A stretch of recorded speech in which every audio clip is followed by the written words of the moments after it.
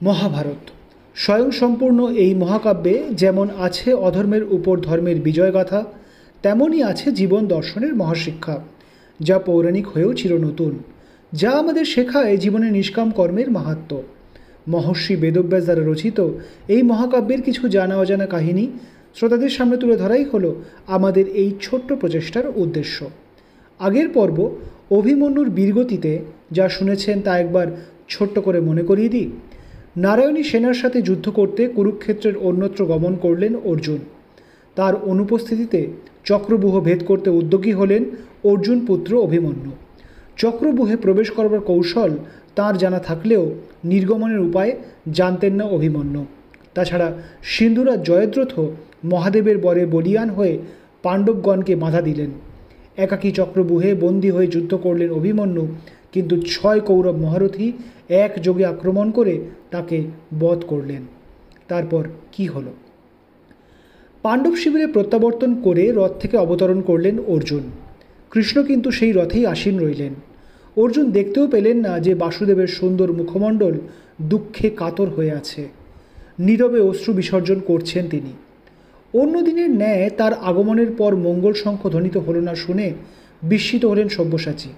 এ কি, শিবিরের কোথাও কোনো দ্বীপ জ্বলছে না, কৌতুক হাস্য শোনা যাচ্ছে না, চারিদিকে কেমন যেন এক শ্মশানের নৈশব্দ বিরাজ করছে। তাহলে কি কোনো মহারথী আজ বীরগতি লাভ করেছেন? মহারাজ দ্রুপদ, মহারাজ বিরাট সুস্থ আছেন তো? ভ্রাতাগণ সুস্থ আছেন তো? এই সব ভাবতে ভাবতে অর্জুন দ্রুত পায়ে সম্রাট যুধিষ্ঠিরের শিবিরের দিকে এগিয়ে চললেন। অন্যদিন সর্বাগ্রে তিনি নিজ শিবিরে এসে গান্ডীবকে সসম্মানে তার আসনে নামিয়ে রাখেন। আজ এক অজানা আশঙ্কায় গান্ডীব হস্তে ধারণ করেই অর্জুন দ্রুত বেগে যুধিষ্ঠিরের শিবিরের দিকে চলতে লাগলেন। অর্জুনকে এইভাবে ত্রস্ত হয়ে যেতে দেখে এইবার রথ থেকে অবতরণ করলেন কৃষ্ণ।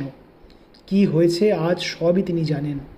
প্রাণপ্রিয় সখাকে এই মর্মান্তিক সংবাদ কিভাবে দেবেন তা এতক্ষণ যেন তিনিও বুঝে উঠতে পারছিলেন না।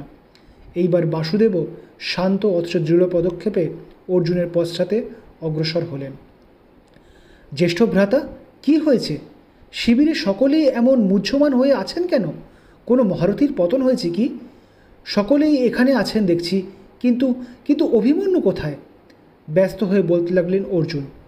অভিমন্যু কি তার শিবিরে আছে? সে সুস্থ আছে তো? জ্যেষ্ঠ ভ্রাতা, আপনি নিশ্চুপ থাকবেন না, কিছু বলুন। যুধিষ্ঠিরের 2 হাত ধরে ব্যাকুল হয়ে বলতে লাগলেন অর্জুন। আমাকে ক্ষমা করো অনুজ। অশ্রু সজল হয়ে উঠল সম্রাট যুধিষ্ঠিরের 2 চক্ষু। পুত্র অভিমন্যুকে আমরা রক্ষা করতে পারিনি। সে বীর গতি লাভ করেছে যুদ্ধে। শান্ত হও অর্জুন, তোমার বীর পুত্র তার উচিত ধামেই গমন করেছে। কি কি বললেন আপনি জ্যেষ্ঠ? আমার পুত্র বীরগতি লাভ করেছে?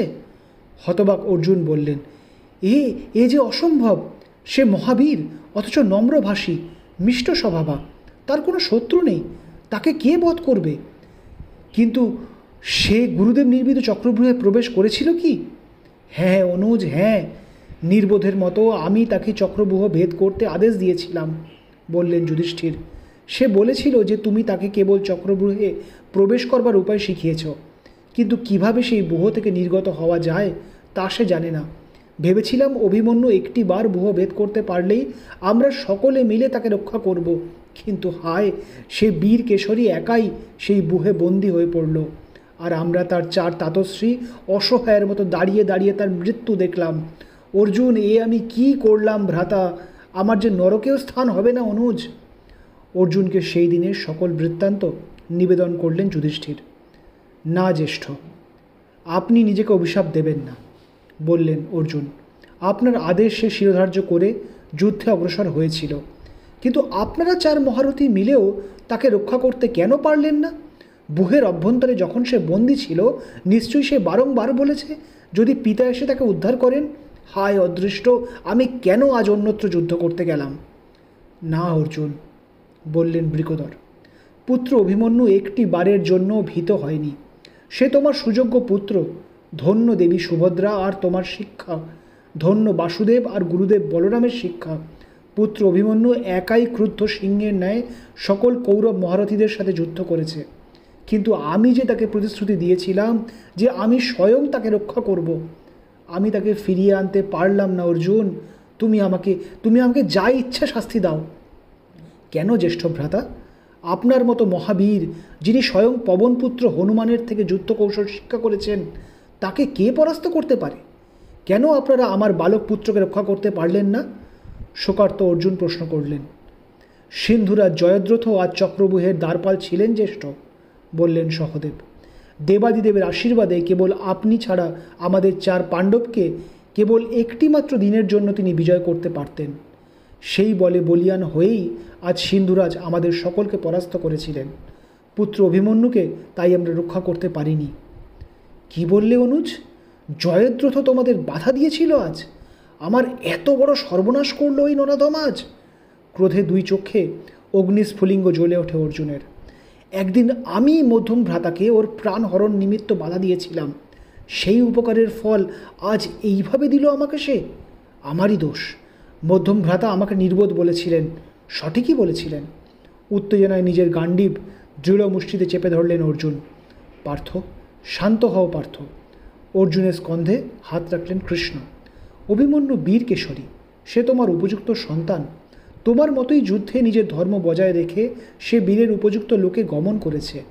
নিজের ক্রোধ শান্ত করো সখা। তুমি এইভাবে হিতাহিত জ্ঞান ভুলে গেলে কি হবে? না কেশব। উত্তেজনায় আর পুত্রশোকে অর্জুন তখন যেন অগ্নিশিখার ন্যায় কাঁপছেন। এখন নিজেকে স্থির রাখার সময় নয়। পুত্র অভিমন্যু যুদ্ধে প্রাণত্যাগ করেছে, তার জন্য আমার শোক নেই। সে ক্ষত্রিয়, যুদ্ধই তার ধর্ম ছিল। কিন্তু 1 জন মহারথী সম্মিলিতভাবে এক বালককে হত্যা করলেন। এই মহাপাপের শাস্তি অবশ্যই প্রদেয়, আর তা দেব আমি। সমগ্র বিশ্ব এবার আমার রুদ্ররূপ দেখবে।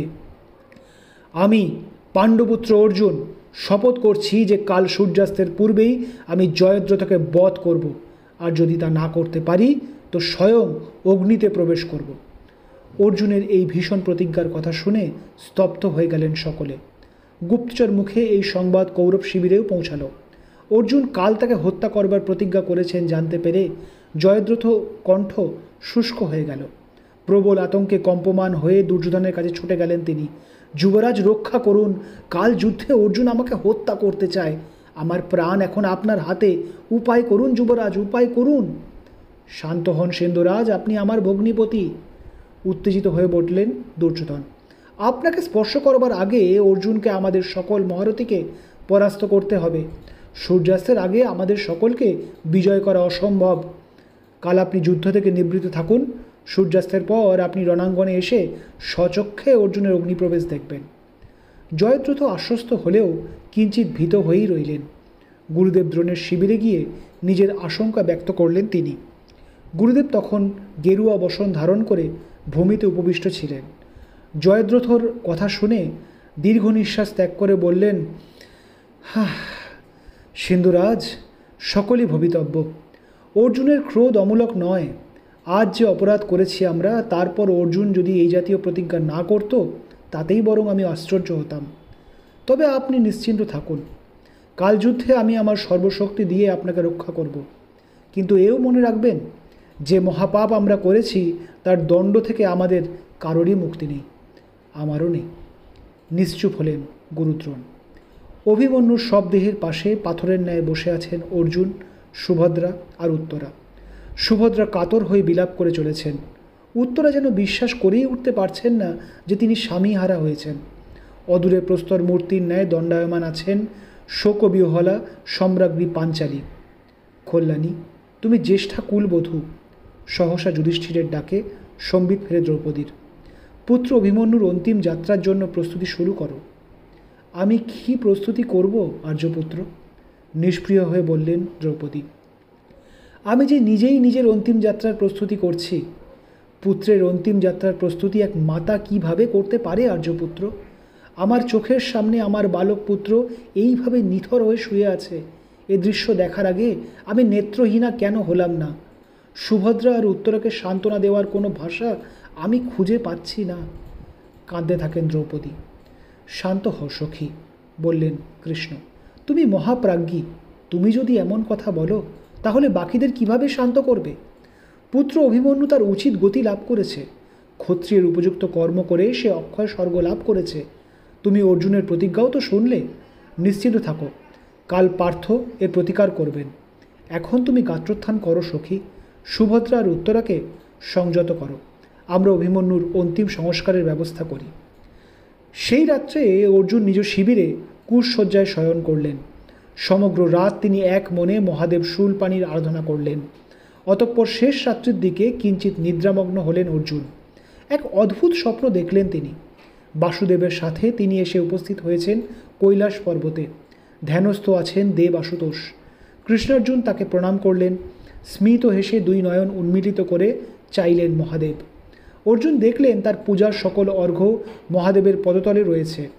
মন্দ্র গম্ভীর স্বরে দেবাদিদেব বললেন, অর্জুন, কাল যুদ্ধে তুমি বিজয়ী হবে। তোমাকে আমি দিব্য পাশুপতের জ্ঞান প্রদান করেছিলাম। কাল সেই অস্ত্রের প্রয়োগ করো তুমি। আমার আশীর্বাদ সর্বদা তোমার সাথে আছে। সহসা নিদ্রা ভঙ্গ হলো অর্জুনের। দিব্য স্বপ্নের রেশ এখনও রয়েছে। বাসুদেবের শিবিরে দ্রুত বেগে পৌঁছলেন অর্জুন। তাকে সকল বার্তা নিবেদন করাতে বাসুদেব বললেন, দেবাদিদেবের আশীর্বাদ শিরোধার্য পার্থ। তোমার থেকে প্রিয় আমার আর কিছুই নেই সখা। আজ যুদ্ধে আমিও তোমাকে সর্বতভাবে সাহায্য করব। আজ তুমি জয়দ্রথের নিধান করো। তবে একটি বিষয় তোমার জানা উচিত, জয়দ্রথর পিতা মহারাজ বৃদ্ধক্ষত্র মহাতপস্বী। পুত্রের জন্মলগ্নে তিনি বিদিত হয়েছিলেন যে যুদ্ধে কোনো এক যোদ্ধা তার পুত্রের শিরশ্ছেদ করবে। তিনি তখন ক্রুদ্ধ হয়ে অভিসম্পাদ দেন যে তার পুত্রের কর্তিত মস্তক যে ভূমিতে ফেলবে তার মস্তক শতদা বিখণ্ডিত হবে। রাজর্ষি বৃদ্ধক্ষত্র এখন সমন্ত পঞ্চকের বহির্দেশে তপস্যায় রত। তুমি পাশুপতের দ্বারা জয়দ্রথর মস্তক তার ক্রোড়ে নিক্ষেপ করো। পরদিন কুরুক্ষেত্রে 14 দিনের যুদ্ধ আরম্ভ হলো। পুত্রশোকে কাতর অর্জুন আজ অগ্নিমূর্তি ধারণ করলেন। কৌরব পক্ষের যোদ্ধাগণ তার বাণের আঘাতের জর্জরিত হয়ে পলায়ন করতে লাগলেন। গুরু দ্রোণ চক্রসকট ব্যূহ রচনা করে জয়দ্রথকে সেই ব্যূহের অভ্যন্তরে রাখলেন। তাকে বেষ্টন করে রইল বিশাল সৈন্যবাহিনী। কৃপ, ভূরিশ্রবা, কর্ণ, শল্য, বৃষসেন প্রমুখ মহারথীগণ তাকে বেষ্টন করে রইলেন। গুরুদেব দ্রোণের সাথে যুদ্ধে রত হলেন অর্জুন। আজ তার প্রিয় শিষ্যের চোখের দিকে যেন তাকাতেই পারছেন না দ্রোণ। অর্জুন বললেন, গুরুদেব, আপনি আমার পিতৃতুল্য, আমার শিক্ষক। আপনি স্বয়ং উপস্থিত থাকার পরেও আমার বালক পুত্রকে কৌরবগণ নির্দয়ের ন্যায় হত্যা করেছে। আমি আপনার সাথে যুদ্ধ করতে আজ ইচ্ছা করি না। আপনি আমার প্রতিজ্ঞা রক্ষা করতে সাহায্য করুন। সরে দাঁড়ান। জয়দ্রথর কাছে যাওয়ার পথ করে দিন। না পুত্র, তা হয় না, বললেন দ্রোণ। আমি জানি আমি কাল অধর্ম করেছি। তার অনুতাপ আমাকে তৃণসম দগ্ধ করছে। কিন্তু আজ আমি তোমার গুরু নই। আমি কুরু সৈন্যের সর্বাধিনায়ক। আমাকে পরাস্ত না করে জয়দ্রথর কাছে তুমি যেতে পারবে না। কিন্তু অর্জুন দ্রোণের সাথে যুদ্ধ করলেন না। দ্রোণকে অতিক্রম করে তিনি অন্যত্র গমন করলেন। দ্রোণ প্রমাদ গুনলেন। অর্জুন আজ তার প্রতিজ্ঞা পূর্ণ করবেনই। জয়দ্রথকে তারা শেষোব্দি রক্ষা করতে পারবেন তো? কৌরব সৈন্যের মধ্যে ত্রাহি ত্রাহি রব তুললেন অর্জুন।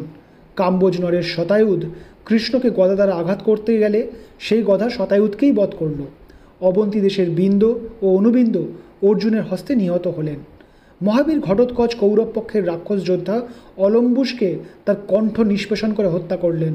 বললেন, এই নে পাপিষ্ঠ, আমার ভ্রাতা ইরাভানকে হত্যা করার অপরাধে আজ তোকে নরকে প্রেরণ করলাম আমি। দুর্যোধনের সাথে অর্জুনের মহাযুদ্ধ আরম্ভ হলো।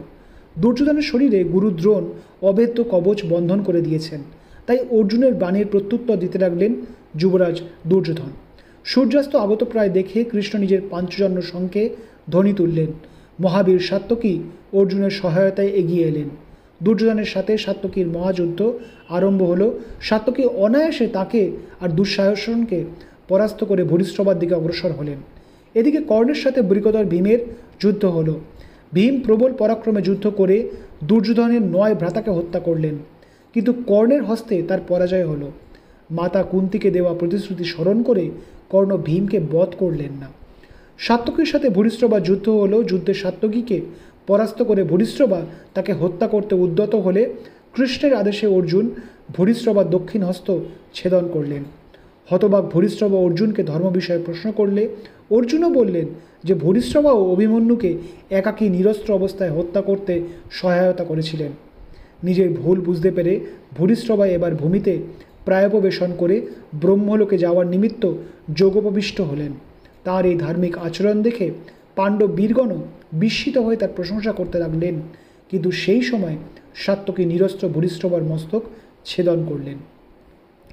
অর্জুন ক্রমেই জয়দ্রথর নিকটবর্তী হচ্ছেন দেখে উৎকণ্ঠিত দুর্যোধন তার পক্ষের সকল যোদ্ধাকে একযোগে অর্জুনকে আক্রমণ করতে বললেন। সূর্যাস্ত্র নিকটপ্রায় দেখে কৃষ্ণ বললেন, পার্থ, ধর্মপথে যুদ্ধ করলে আজ জয়দ্রথকে স্পর্শ করতে পারবে না তুমি। সকল কৌরব বীরগণ আজ জয়দ্রথকে রক্ষা করছেন। ছলনার আশ্রয় নেওয়া উচিত। তুমি প্রস্তুত হও। কৃষ্ণের ইচ্ছার ফলে তার সুদর্শন চক্র সুকৌশলে সূর্যকে আড়াল করে দাঁড়ালো। সমগ্র কুরুক্ষেত্র অন্ধকারাচ্ছন্ন হল। সূর্যাস্ত হয়েছে ভেবে উৎফুল্ল হয়ে জয়দ্রথ এবার স্বয়ং অর্জুনের সম্মুখে গিয়ে আস্ফালন করে বলতে লাগলেন, হায় মন্দভাগ্য ধনঞ্জয়, তোমার প্রতিজ্ঞা রইল না। এখন যাও, তুমিও তোমার পুত্রের সাথে পরলোকে গমন করো। অগ্নিপ্রবেশ করো সব্যসাচী, আমি স্বয়ং তাতে অগ্নিসংযোগ করছি। কিন্তু সেই সময় কৃষ্ণের ইচ্ছায় সুদর্শন সরে গেল আর সূর্য দৃশ্যমান হলো। জয়দ্রথ নিজের নির্বুদ্ধিতা বুঝতে পারলেন, কিন্তু ততক্ষণে দেরি হয়ে গিয়েছে। মুহূর্ত মধ্যেই গান্ডীব থেকে নিক্ষিপ্ত পাশুপত তার স্বর ছেদন করল। সেই কর্তিত মস্তক বহন করে নিয়ে পাশুপত তপস্যামগ্ন রাজর্ষি বৃদ্ধক্ষেত্রর ক্রোড়ে ফেলে দিল। সহসা নিজের পুত্রের ছিন্ন মস্তক দেখে হতচকিত হয়ে রাজর্ষি উঠে দাঁড়াতে গেলেন। জয়দ্রথর মস্তক ভূমিতে পড়ল আর তৎক্ষণাৎ তার নিজের অভিসম্পাত ফলপ্রসূ করে বৃদ্ধক্ষত্রের মস্তক শতদা বিখণ্ডিত হয়ে গেল। জয়দ্রথর মৃত্যুতে কৌরব পক্ষ শোক সাগরে নিমজ্জিত হল। পাণ্ডব পক্ষে উল্লাসের ধ্বনি উঠল। জয়দ্রথকে নিজের প্রতিজ্ঞা অনুসারে বধ করলেন সব্যসাচী, কিন্তু ছলনার আশ্রয় নিয়ে তাকে হত্যা করবার ফলে কৌরব পক্ষে চরম অসন্তোষ দেখা দিল। ভূরিশ্রবার মৃত্যুতে মহারাজ সোমদত্ত ক্রুদ্ধ হয়ে উঠলেন। কৌরব বীরগণ এবার কি করবেন? আজ এইখানেই শেষ করছি। আগামী পর্বে মহাকাব্য মহাভারতের আরও কিছু কাহিনী নিয়ে আবার আমরা আপনাদের কাছে আসব। ভালো লাগলে জানাতে ভুলবেন না। ধন্যবাদ।